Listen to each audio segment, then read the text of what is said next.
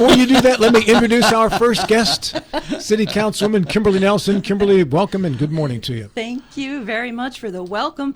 Hello and good morning, everybody. And I notice you have a very lean squad here today. Always lean. Yeah, we cut the fat. Yeah, we trim the waist and cut the fat. Hey, Gilstrap, you have just been associated with fat. Gilstrap got doged. He got doged this morning. He's out.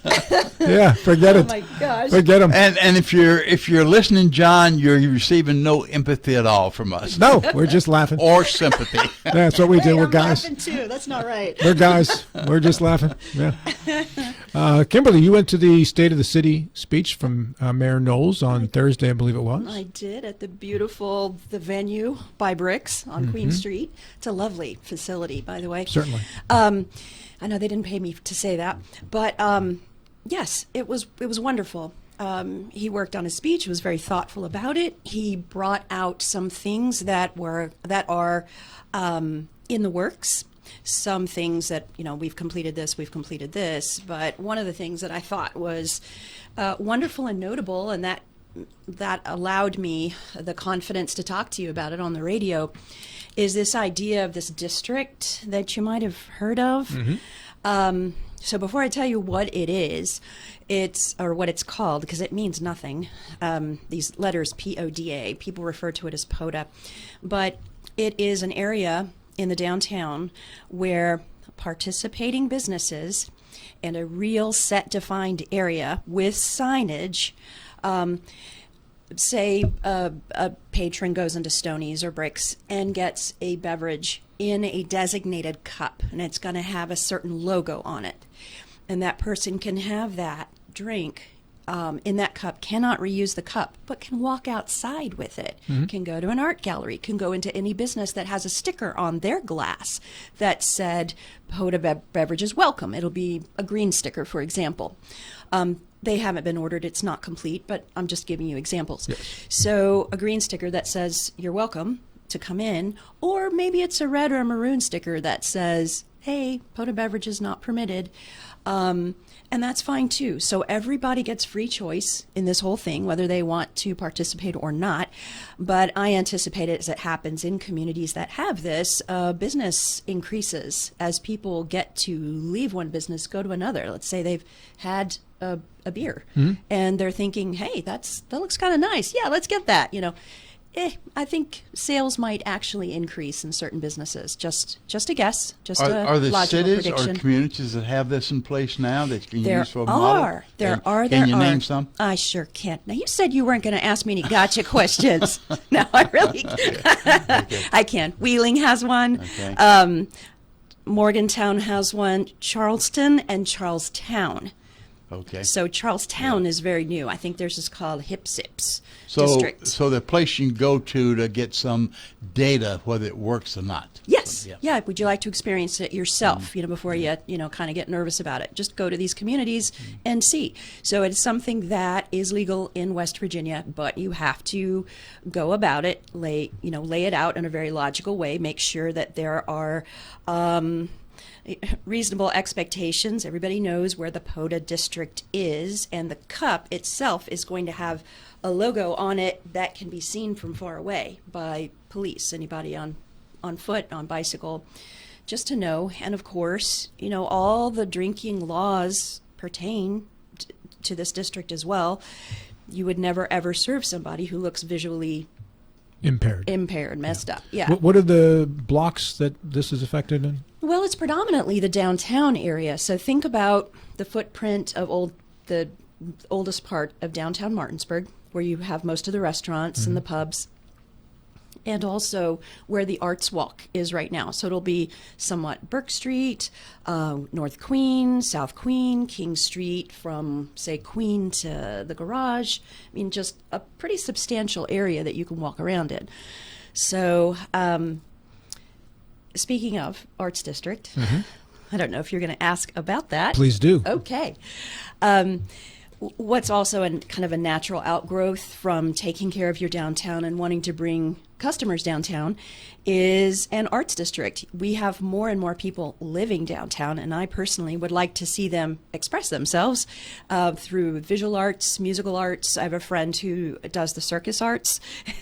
And I've never heard of the circus as circus arts. Yeah, it's somebody who, say, could be juggling hula hoops or even like juggling fire, Can we expect they'll strap a couple of high wires up between buildings and do a little crossing of King Street then? I don't think so. And as I just said, juggling fire, I hope that none of your viewers get like all of Twitter here about that. But no, I'm just trying to describe what the circus arts are. Sure. But yeah, that kind of thing. So it will be kind of a district within the historic district. So it's familiar to everybody. It's not something that you would think, this doesn't make sense. Of course, it would extend down to the Apollo Theater on Martin Street. So wherever it logically is. And people would know, like, they cannot go outside of that POTA district. POTA stands for Private Outdoor Designated Area. Okay. That's the legal definition of it. Private Outdoor Designated Area, POTA. So, first time I ever saw a district like that was in the French Quarter in New Orleans, where you could take your drink from one bar to anywhere you wanted to go in the French Quarter. I thought that was pretty cool. Thank you. Right? Appreciate you saying that. Yeah, was it out of control? Was it Not in the least. Right. That's because everybody was used to it. Yeah. Right? Yeah. They were all adults. And I had somebody ask me, are the streets going to get closed down? No, everybody just needs to, follow the traffic laws and cross when the light turns green for you. And Just be a responsible adult. Exactly. How about that? Or try at least. Or fake it if you can't. Yeah. Really. I'm understanding the POTA better than I am what you mean by the art district. Okay. And you gave some examples of what might constitute art. But what would an art district do? Okay, do you mean what's the intent of an arts district? Yeah. What are the benefits of an arts district? I can answer it that way, well, or what does it look like? Or well, both. let's go. The intent and what does it look like? Okay. What does it look like has to form, I kind of think of it as a triangle. Pal of mine kind of had that visual, and I thought, yeah, it's pretty good. So you have people who maybe have colorful pots that they want to put out in front of their house. Like, oh, okay, I can do that. Or maybe I can paint my front door, a little more artistically, let's say, instead of just a standard blue or dark gray. But excuse me a second. They can do that now. Would this just be to encourage them to do so? Yeah, and that's a great question. They can do that now. However, people have the perception that they cannot do it and that they have to go before the Historic Preservation Review Commission to ask permission to do it. And they have the perception, even though the HPRC is always really good about it, they're really nice people, very friendly, they let people do their ideas, there's also the perception of they might say no. And so, yes, we want to encourage people to do that. So mid-range might be people doing sculpture, or maybe like business-sponsored sculpture, going out getting grant funds, that kind of sculpture, putting it up in little, we have pocket parks all over. They can be part of our parking lots, for example, or the small parks.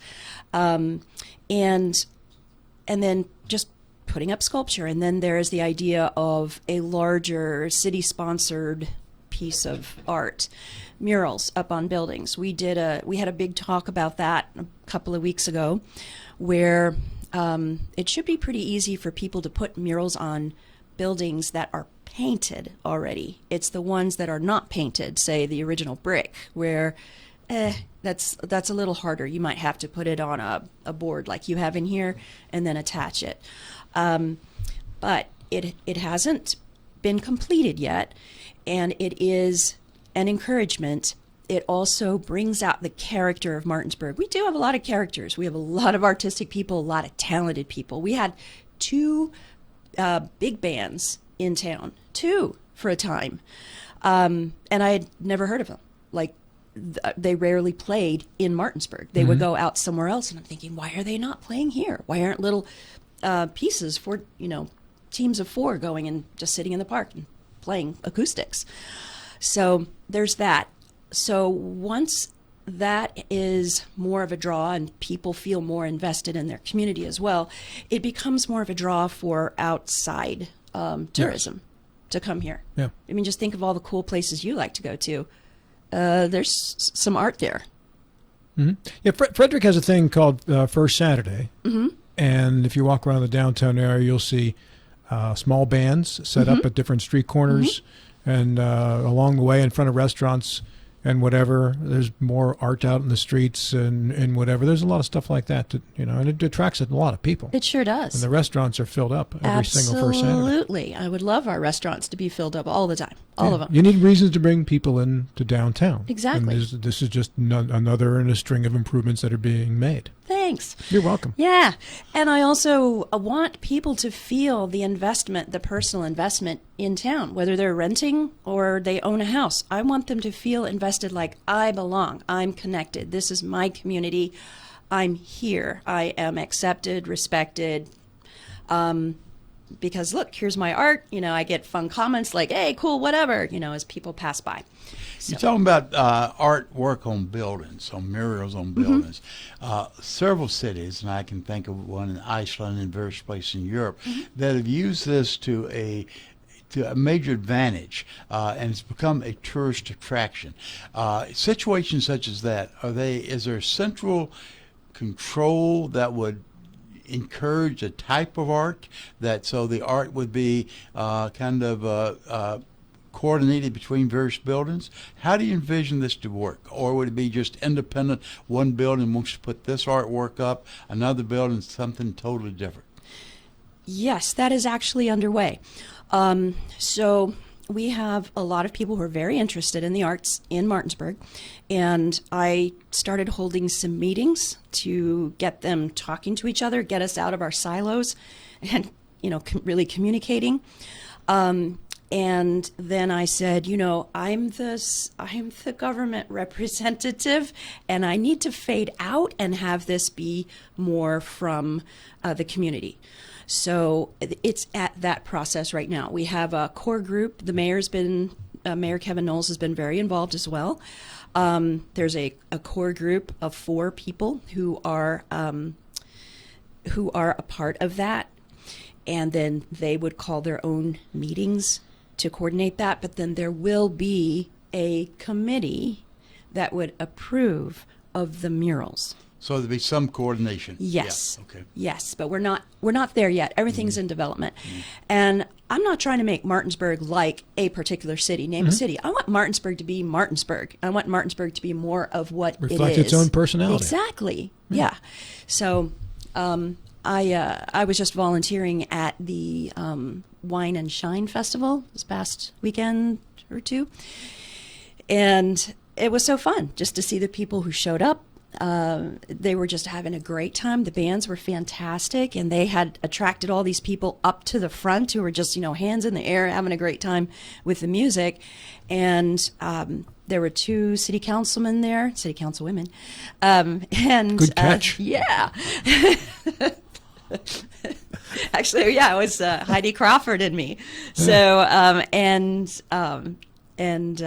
Andy Blake, city manager, who were volunteering there. You were appointed to your first seat, were you not? Yes. To fill a seat that had expired? It was after there were 9 people who put in an letter of interest, resumes, and I just kind of said, like, hey, these are all the things I've been doing completely separate from any type of government. And then I interviewed along with 2 other people. And that was how many years ago?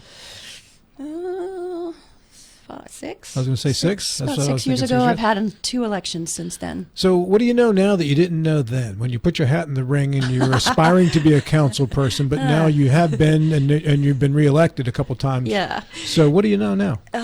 Well, everything in government goes really, really slowly. There's not just one person who decides and then bam, it happens. It's a process. That good? It is good, Bill. Not complaining. The question was just, what have you found out? That's right. Yeah. So for somebody like me, who's a big ideas person, I'm like, oh, that'd be great. That'd be great. That'd be great. I'm a problem solver too. It was a little. You've been in county government, So it's a very slow deliberate process, and you have to make sure everybody is heard, public hearings, even coming up with the logo for the Poda Cups. I thought, okay, we really need to have Arts District people in here with some contribution to that. And that's what I try to do. I try to loop people in.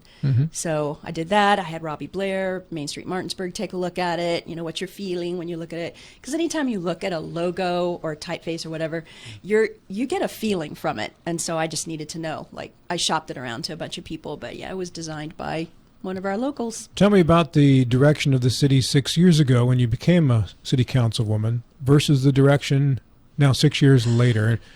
Is it still going in the same direction with progress, or have you had to retrench? Interesting question. Okay, the question wasn't going where I thought it was going to go.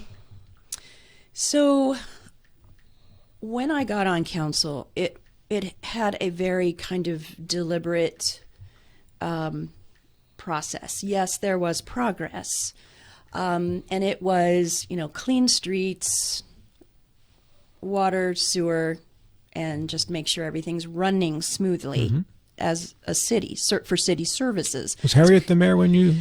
No, Mayor Karros. George was still on. Okay, yeah, I was with Mayor Karros for, God bless his soul. Harriet was the at-large councilwoman, and anyway, so it was kind of more functional. And then I got on council, actually, in part of my interview, I said, let's play a game. I said, it's a word association game. I'm going to say some words. You just tell me what pops in your head. And I said, New York City. And they went, the Big Apple. And I said, Nashville, Tennessee.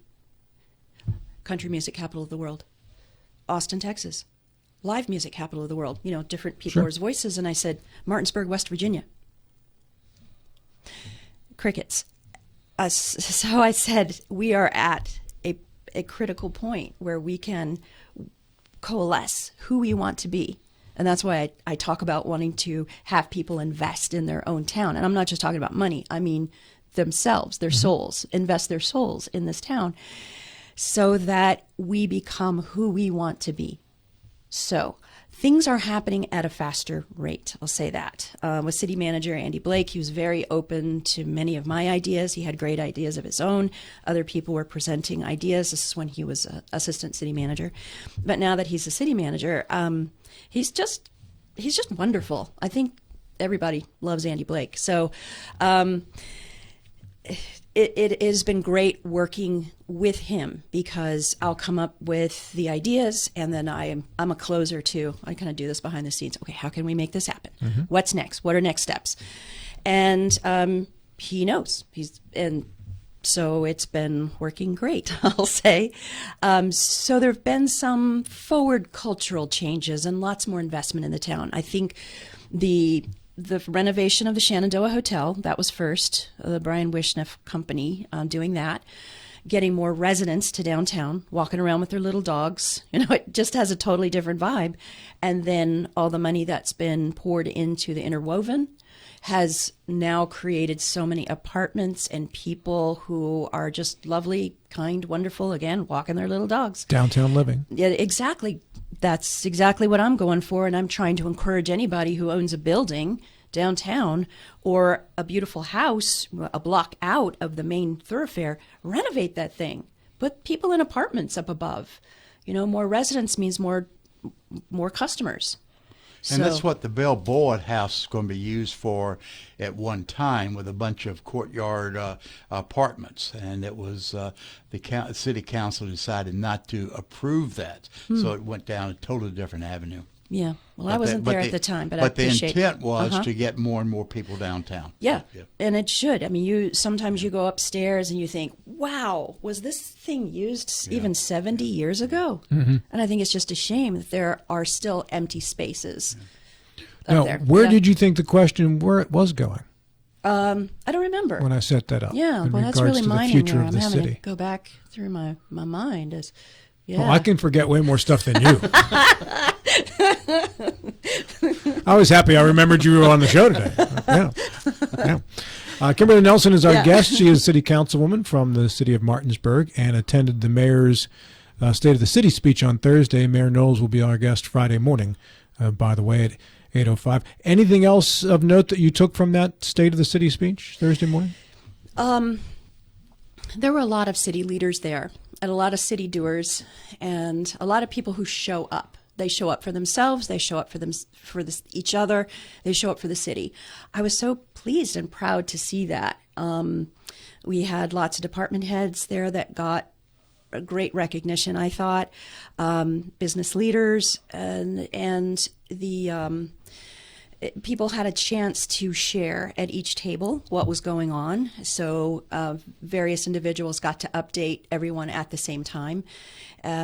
And I love that we had something like that. To me, that's us coming out of our silos, our individual things that we take care of and collaborating. I'm real big on collaborating and just, walking over, see what somebody thinks. I was meeting with somebody and I thought, this is a perfect chance for, say, Robbie Blair to pop in if he has the time, So I'm just texting, hey, show up, And so I think that is better for everybody socially, emotionally even. I mean, we're talking about business leaders, but I think social emotionally, this is important to all be connected to one another in a town, to say this is our community, this is our home.